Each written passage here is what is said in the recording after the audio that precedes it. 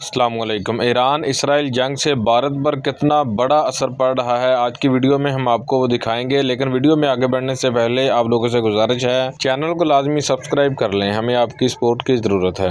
होर्मुज जल डमरू मध्य में जो स्थिति बनी है, तेल और गैस की आवाजाही जिस तरह से रुकी है, उसको लेकर सब लोगों का ध्यान खासतौर पर हिंदुस्तान में एलपीजी क्राइसिस की तरफ है।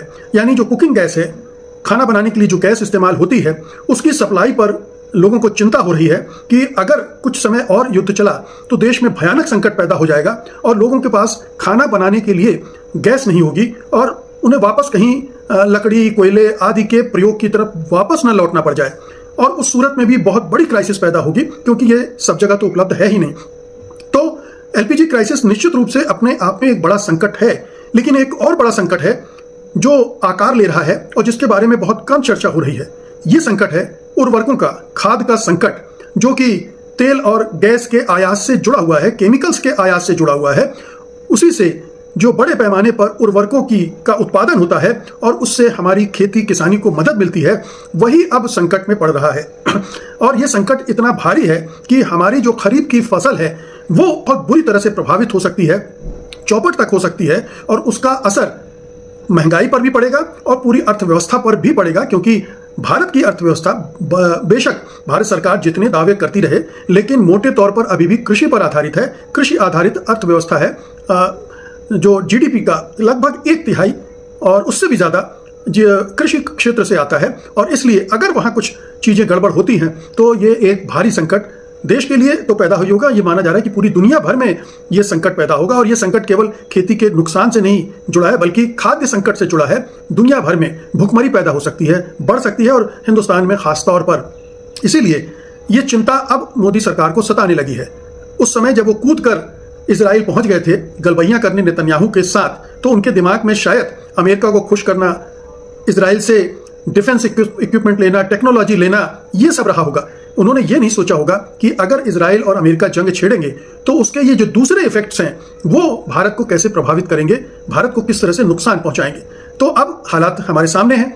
ईरान लगातार युद्ध लड़े जा रहा है और लंबा खींचने में कामयाब हो रहा है। अमेरिका फंसा हुआ है, इजराइल फंसा हुआ है। दोनों को युद्ध से निकलने का कोई रास्ता दिख नहीं रहा है। ट्रंप को किसी देश की मदद मिल नहीं रही है और वो हमले बढ़ा तो रहे हैं, लेकिन सब जानते हैं कि उनके पास भी गोला बारूद अब बहुत लंबे समय तक के लिए नहीं है।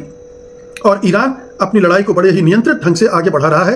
होर्मुज जल डमरू मध्य पर उसका पूरी तरह से नियंत्रण है। वहां से जो दुनिया का लगभग 20% तेल और गैस निर्यात होता है, उसका 97% बंद है। चीन का जरूर वहां से शिप आसानी से आ जा रहे हैं। ईरान ने बांग्लादेश और पाकिस्तान को भी छूट दे दी है, तो वो भी उसका फायदा उठा रहे हैं। लेकिन भारत बड़ी मुश्किलों में फंसा हुआ है। 1-2 शिप आए हैं जो इधर उधर थे, उसी को लेकर भारत सरकार और उसके समर्थक उछल कूद मचा रहे हैं, लेकिन उससे कुछ भारत का बहुत भला होने नहीं जा रहा है। इसीलिए मोदी सरकार को चीन की शरण में जाना पड़ा है। चीन से गुजारिश करनी पड़ी है कि भाई हमें आप उर्वरक दो, यूरिया दो, ताकि हम अपनी खेती को चलाएं। हम हमारे जो उर्वरक संयंत्र हैं, जो फर्टिलाइजर के कारखाने हैं, वो चलते रहें और उनसे हमारे देशवासियों को खाद मिलती रहे।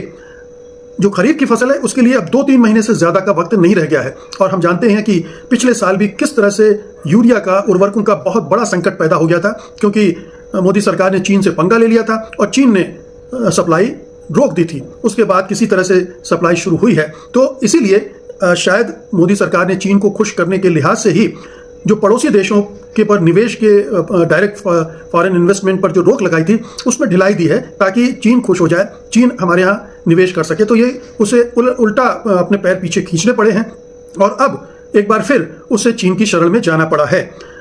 लेकिन नाजरीन, मज़ीद वीडियो कुछ सेकंड के बाद आपके साथ शेयर करते हैं। ईरान इसराइल जंग का पूरी दुनिया पर असर पड़ा है, लेकिन सबसे ज़्यादा लगता है कि भारत पर इसका असर हुआ है। पाकिस्तान में पेट्रोल की कीमत बढ़ा दी गई, लेकिन इसके बावजूद भी मामूल के मुताबिक पेट्रोल दस्तयाब है। लेकिन भारत में गैस और अब खाद का मसला भी बन रहा है। जबकि ईरान ने 2 जहाज तो गुजरने दिए, लेकिन वो भारत के लिए 1 दिन का सामान था, क्योंकि जितना बड़ा मुल्क, जितनी ज़्यादा आबादी, उतनी ही ज़्यादा ज़रूरियात हैं भारत की। और अगर अब खाद ना मिली भारतीय किसानों को और अगर किसानों को मुश्किलात का सामना करना पड़ा, तो भारत को बहुत मुश्किलात का सामना करना पड़ सकता है। तो चलिए आपको आगे की वीडियो दिखाते हैं। चीन अपने को दांव पे लगाकर तो ये नहीं करेगा, अपने किसानों का भविष्य दांव पर तो लगा के नहीं करेगा। आखिरकार उसके यहाँ भी 1 अरब 40 करोड़ लोग हैं और खेती उसकी भी काफ़ी अर्थव्यवस्था की रीढ़ है। तो वो तो पहले अपना हाल देखेगा, अपनी परिस्थितियों को देखेगा, उसके बाद ही आगे का निर्णय लेगा। और उसने निर्णय ले लिया है।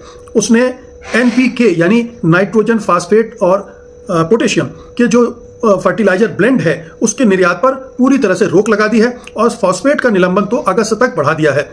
अब भारत ने उससे मदद की मांग की और चीन ने उस पर लॉकडाउन लगा दिया। चीन पे गुस्सा आ सकता है, आपको, हमको भी आ सकता है, लेकिन अगर ऐसी सूरत हो तो कोई भी देश क्या करेगा, उसकी प्राथमिकता क्या होगी, उसे तय करना पड़ेगा कि पहले मैं अपने देश की जरूरतों को पूरा करूं या फिर किसी दूसरे देश की मदद के लिए जाऊं।